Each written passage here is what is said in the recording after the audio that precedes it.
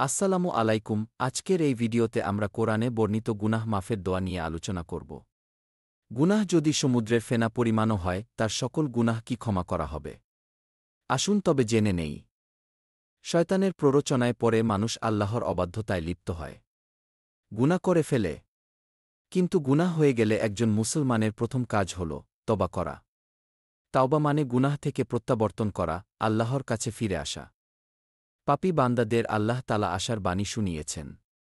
বর্ণিত হয়েছে, হে আমার বান্দারা, যারা নিজেদের উপর জুলুম করছ, তোমার আল্লাহর রহমত থেকে নিরাশ হয় না। নিশ্চয়ই আল্লাহ সব গুনাহ মাফ করেন। তিনি ক্ষমাশীল, পরম দয়ালু। সূরা জুমা।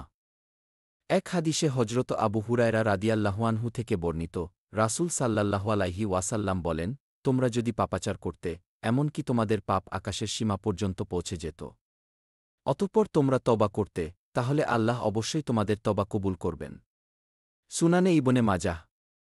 উম্মুল মুমিনিন মা আয়েশা রাদিয়াল্লাহু আনহু বলেন, রাসূল সাল্লাল্লাহু আলাইহি ওয়াসাল্লাম বলেছেন, মুসলিম ব্যক্তির ওপর যেসব বিপদাপদ আসে, এর মাধ্যমে আল্লাহ তার পাপ দূর করে দেন। এমনকি যে কাঁটা তার শরীরে বিদ্ধ হয়, সেটার দ্বারাও। তাই গুনাহ হয়ে গেলে তওবার নামাজ পড়া উচিত সবার। হাদিসে আল্লাহর রাসূল সাল্লাল্লাহু আলাইহি ওয়াসাল্লাম বলেন, যদি কেউ গুনাহ করে ফেলে, তারপর পবিত্রতা অর্জন করে 2 রাকাত সালাত আদায় করে, আর আল্লাহর কাছে ক্ষমা প্রার্থনা করে, তবে আল্লাহ ক্ষমা করে দেন। তওবার নামাজের পর আল্লাহ তাআলার কাছে গুনাহ মাফের দোয়া করতে হবে।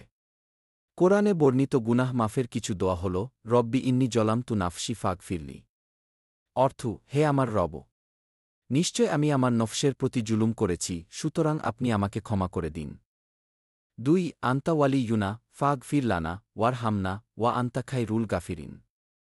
অর্থ, আপনি আমাদের অভিভাবক, সুতরাং আমাদের ক্ষমা করে দিন এবং আপনি উত্তম ক্ষমাশীল।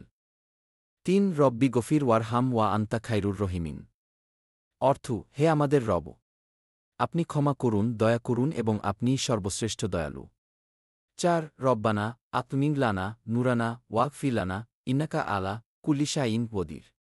অর্থ, হে আমাদের রব, আমাদের জন্য আমাদের আলো পূর্ণ করে দিন এবং আমাদেরকে ক্ষমা করুন। নিশ্চয় আপনি সর্ববিষয়ে সর্বক্ষমতাবান। 5 শামিনা ওয়া আত্তানা গুফরানাকা রব্বানা ওয়া ইলাই কাল মাসির। অর্থ, আমরা শুনলাম এবং মানলাম। হে আমাদের রব, আমরা আপনারই নিকট ক্ষমা প্রার্থনা করি, আর আপনার দিকেই প্রত্যাবর্তনস্থল। সমুদ্রের ফেনা সমান হলেও তার সকল গুনাহ কি ক্ষমা করা হবে?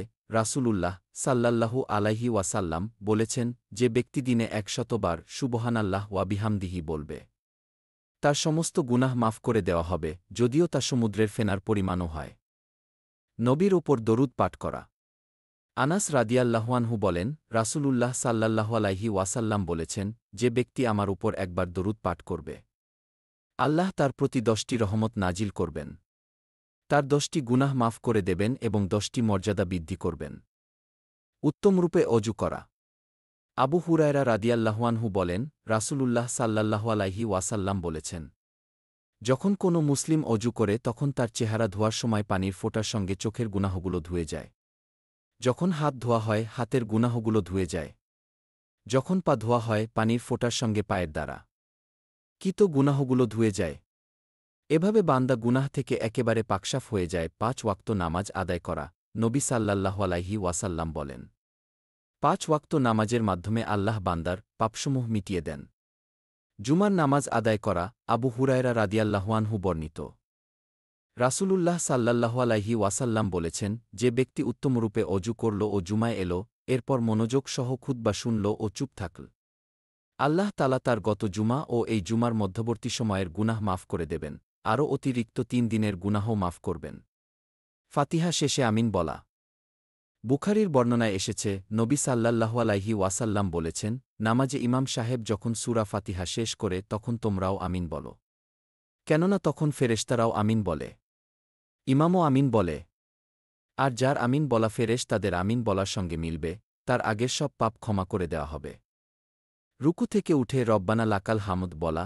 নবী সাল্লাল্লাহু আলাইহি ওয়াসাল্লাম বলেন, 100 বার সুবহানাল্লাহ বললে 1000 নেকি লেখা হবে, অথবা কোনো বর্ণনা মতে 1000 গুনাহ মোচন হবে।